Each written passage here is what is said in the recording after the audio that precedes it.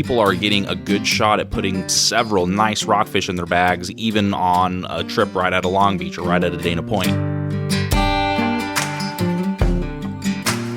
Welcome to episode 8 of the Western Outdoor News Podcast. This week at WONews.com, we have a handful of Rockfish opening week reports, and today we hear it straight from one of the writers.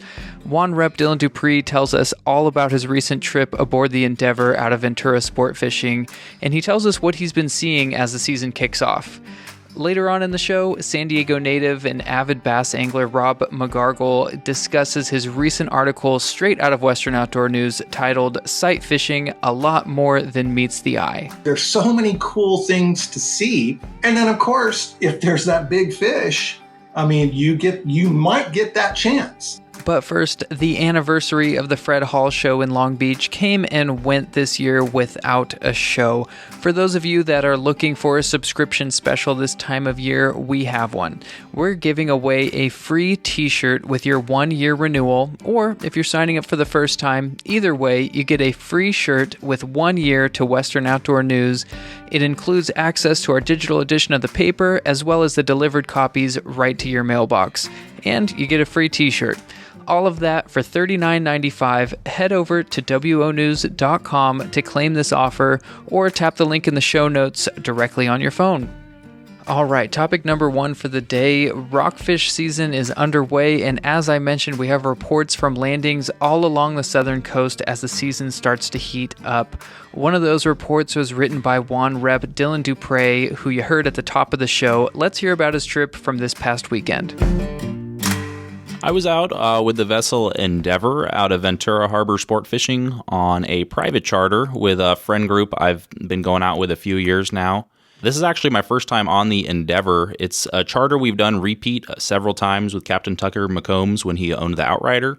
So I was pretty excited. I got to check out the Endeavor for the first time. Yeah, and that's out of Ventura, right? Mm-hmm. Yeah. Out of Ventura. And the weather was predicted to be somewhat shaky. We kind of had to have a close eye on it all week, between 15 and 20 knot winds. So we were wondering, are we going to go to Santa Barbara Island? Are we going to go to the Outer Channel Islands? Or have to stick it out on the coastline in the event that the weather picked up somewhat? Yeah, this was when that weird rainstorm kind of swept through town really quick, but it seemed to clear up. And how was it out there on the water? You know, out on the water, when we were tucked behind the islands, it was nice, but in between the gaps and on the outsides, it was pretty washing machine out there. You could see the whitecaps picking up, and in our travels, you could feel it pretty significantly as well. Oh, wow. How did that translate to the fishing? It didn't affect us too much because, like I said, we were tucked behind the islands. The bulk of our time spent in the deep water was on the Santa Rosa Flats behind Santa Rosa Island. And early in the morning, we had a pick at kind of the miscellaneous rockfish, but as it started to come together late morning, our 2-hour bite window, it was pretty much straight quality rockfish, and we were able to get some successful drifts, even with the wind and all that. They were long drifts as well. Mm-hmm.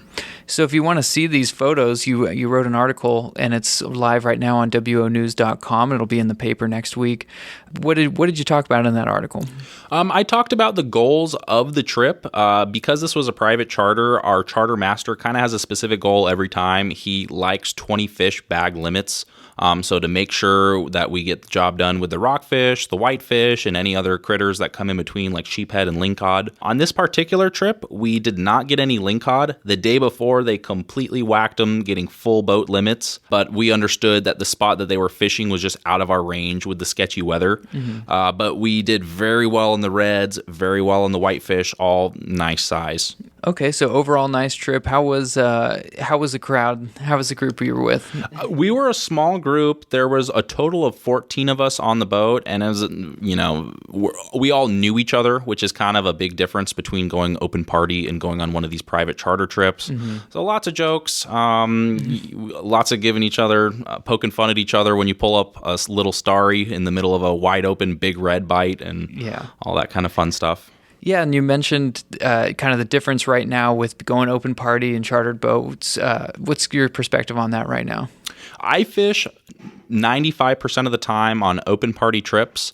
On open party trips, it's a lot bigger diversity of backgrounds, whether people are newer anglers, intermediate anglers, advanced anglers.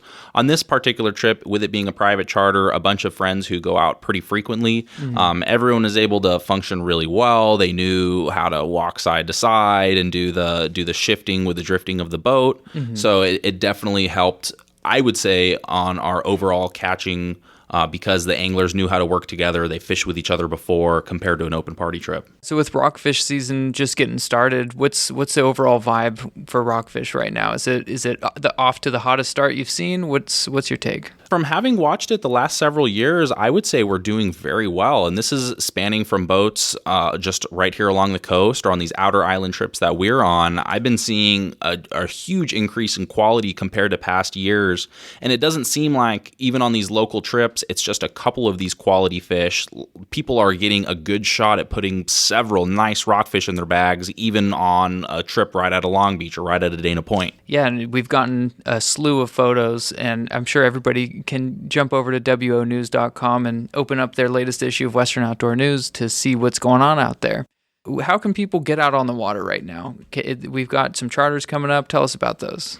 So our next available Western Outdoor News charter is going to be the Rockfish Rumble, and it has 3 boats going out of Ventura Harbor Sportfishing. This is our recurring charter we've done. This is actually the 9th year, and this year we have the 3 vessels, Endeavor, Island Spirit, and Pacific Eagle, all running at a limited load. It's a full day trip, 5 a.m. to 4 p.m. for $135, and there's a $10 jackpot built into that price, which is going to be competed for by all anglers on all the boats. So the top 3 heaviest fish, there's going to be a cash prize among other prizes from our sponsors and giveaways for every angler on board. Thank you so much to Dylan for that report. And to sign up for the One Rockfish Rumble on April 7th, tap the link in the show notes below, or you can call Michelle at 949-366-0827 and let her know that you're signing up for the One Rockfish Rumble on April 7th. Speaking of Western Outdoor News events, do not forget about the annual Lake Havasu Striper Derby, taking place this year on May 15th and 16th in Lake Havasu, Arizona. May is such a perfect time to get out on the river, and the Striper Derby is a fun way to get out on the water and win tons of prizes, including this year's grand raffle prize, a Klamath 16 EXW paired with a Suzuki 40 horsepower motor and a trailer. For those details, tap the link in the episode description on your phone or visit wonews.com under the Tournaments and Derbies tab. We hope to see everybody at the Lake Havasu Striper Derby May 15th and 16th.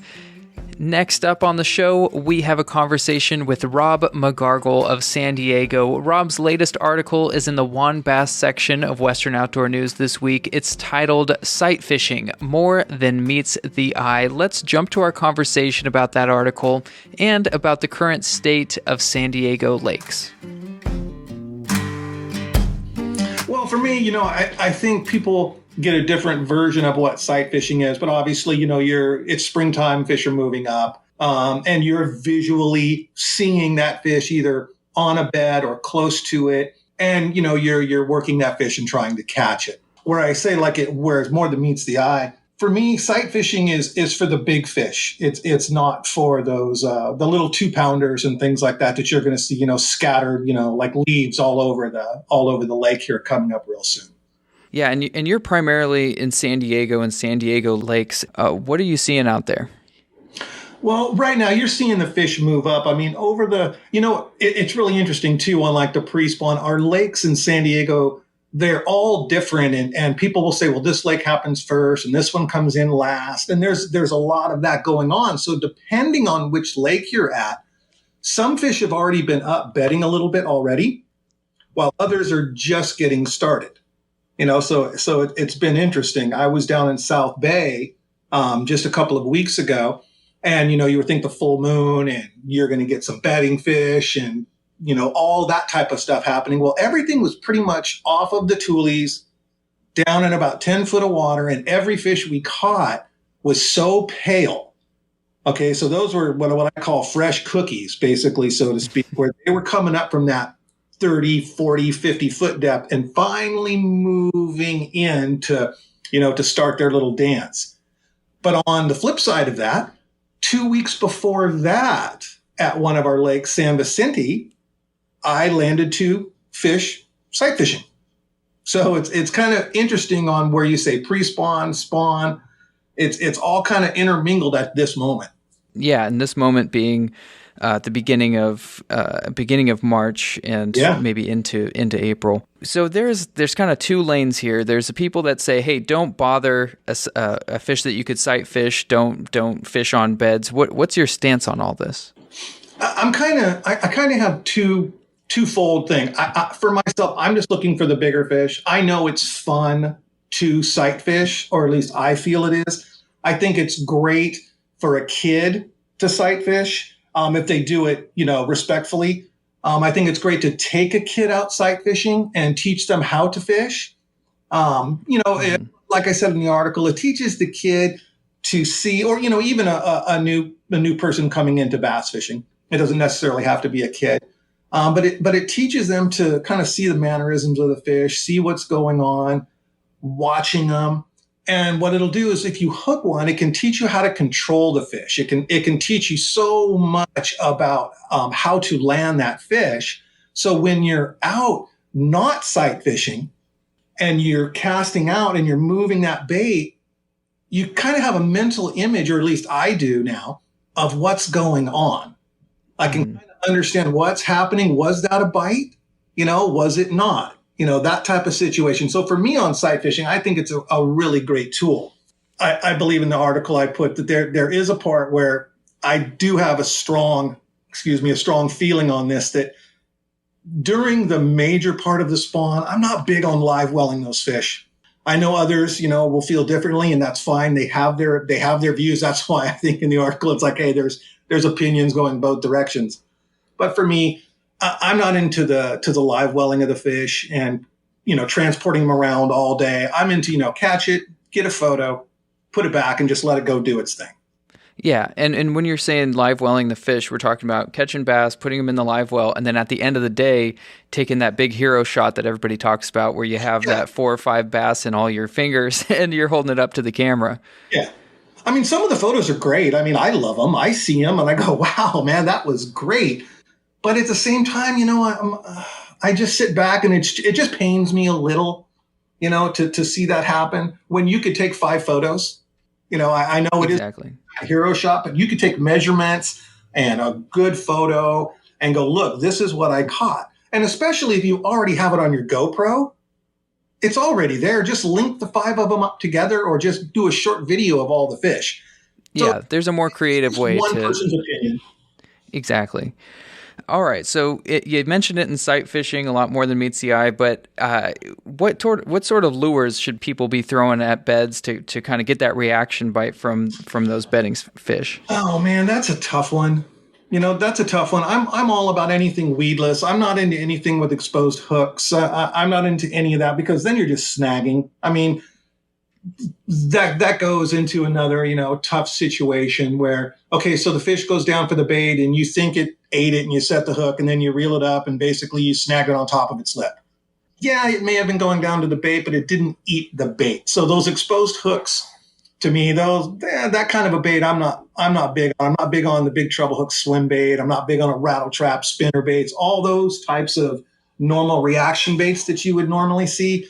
I'm thinking, a big worm, things along that, a jig, those type of things. And even the jig has the exposed hook, but still it's got a weed guard and you'll see them suck the bait in. That's what I'm looking for, some type of a big worm, a jig, things along those lines.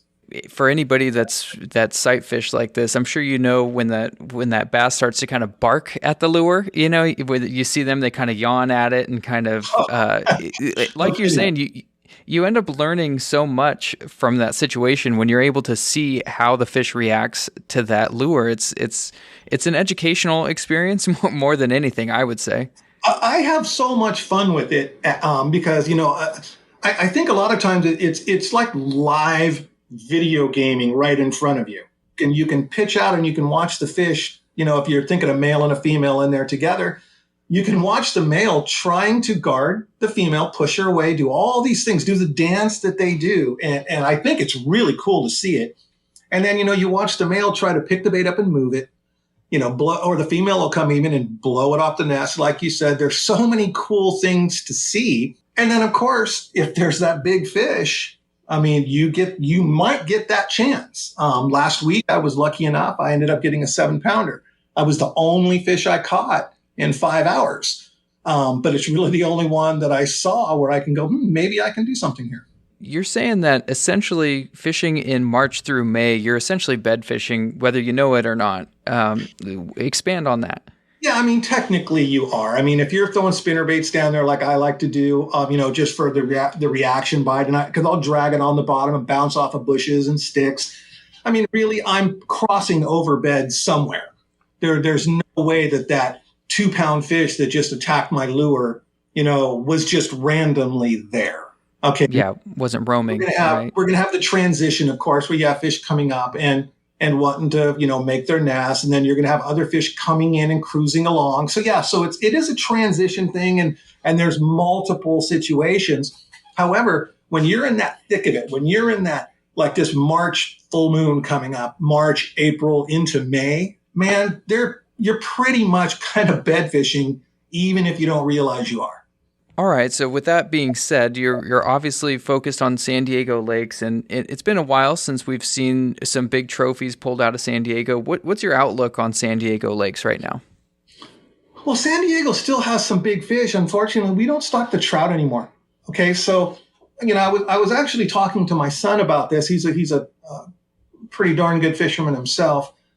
And he has a theory that most of the big fish that we see now in San Diego are 12 pounds and less.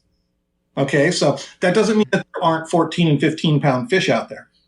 But for the most part, when you see someone has landed a big fish in San Diego now, it's 12 pounds or less.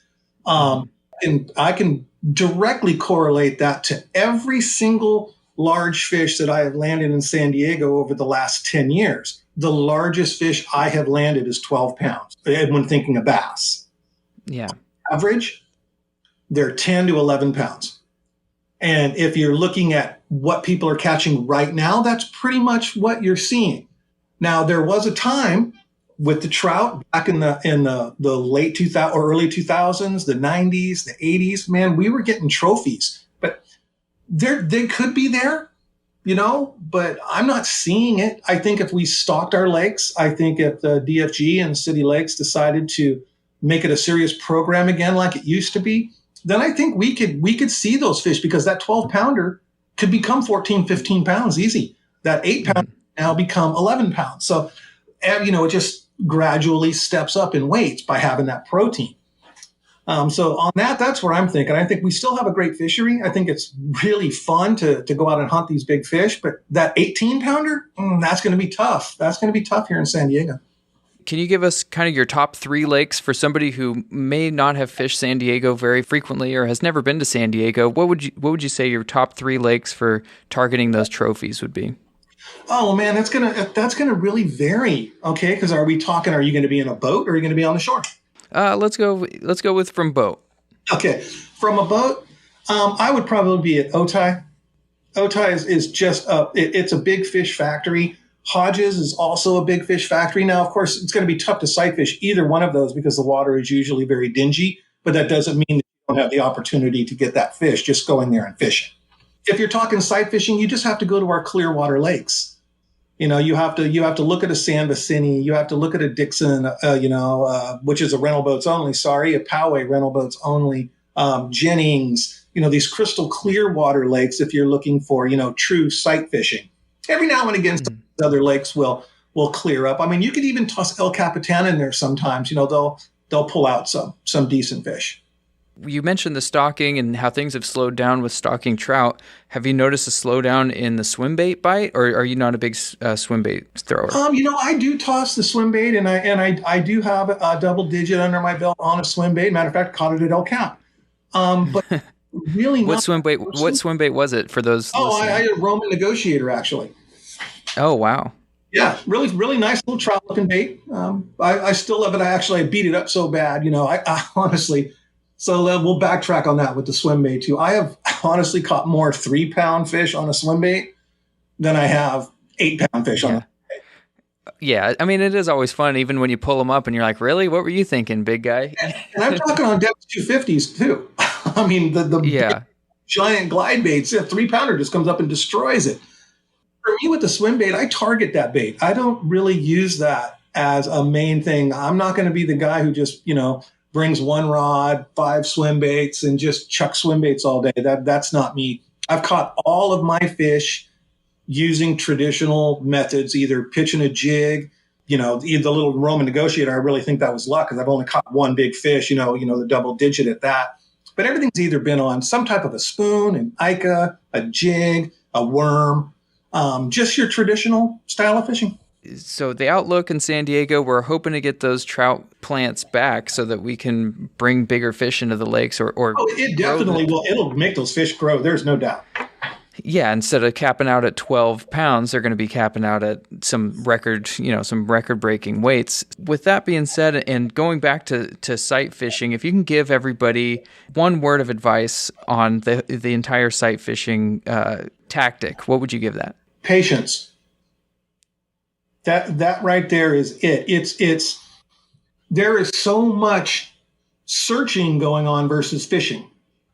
Sometimes, people will get a little, I just want to land a fish. They're out there to go fishing. They spent the money, they've got the gear and the baits, and they cruise down the lake in their boat, and they look and they see a 3-pounder, and they'll spend maybe an hour trying to catch that 3-pound fish. And I look at this, leave that fish alone, because 75 yards down the bank could be a 10-pounder. So that patience factor right there of don't settle, let that fish go. Just if you're looking for a big fish, don't waste your time on these other ones. Just keep searching and keep looking and be patient, because it does happen. Like I said, last Sunday, I launched at 9 in the morning, and my whole focus was just to go see what was going on and go look. And at 2:15, with the lake closing at 3, I rolled up on a really nice big fish. I mean, she was 7 pounds, and I was able to, within like 20 minutes, I was able to get the male to dance around, and she came in, and I was able to grab her. So it's that patience factor is what I would say would be the biggest thing when you're talking sight fishing and want to get a big fish. All right. So one thing that we're aiming for with the podcast here is to dig deeper into the names that we see in the paper. So what, everybody knows now that you're definitely into bass fishing, but you also have another passion, which is guitars. So tell me about your relationship with Taylor Guitars. Oh, wow. Well, I've been working at Taylor for, since dirt, basically. I'm a 30-year veteran there. I run the service network. So what that is I basically handle all of the warranty situations that go there. And that includes up to training technicians globally. Anything from dealers, distributors, and technicians I work with. Now, obviously with COVID, we haven't been doing any travel, but email-wise, podcast, or video series-wise, we've done quite a bit. And it's just been a whirlwind there. And of course, Taylor Guitars is a world-renowned, acoustic guitar maker, largest one in the United States, as a matter of fact. So it's been just a fantastic ride to be, as they say, riding on the coats of giants of Bob Taylor and Kurt Listig. So, and ours, of course, as the third partner. So not only can people talk bass with you, they can also talk about guitar playing and share those passions with you. Thank you so much for joining the call today and coming on the podcast with us. No problem, man. Anytime. It is such a coincidence that Rob was talking about 12-pound bass in San Diego, because right after we recorded that conversation, Western Outdoor News got the report from El Capitan that a 12.35-pound bass was caught in that reservoir. So to his point, those bass are out there, but they seem to be capping out at that 12-pound weight. Thanks again to Rob, and thank you guys for listening to Western Outdoor News. This has been episode 8. For more information on the Striper Derby and the Rockfish Rumble, head over to wonews.com.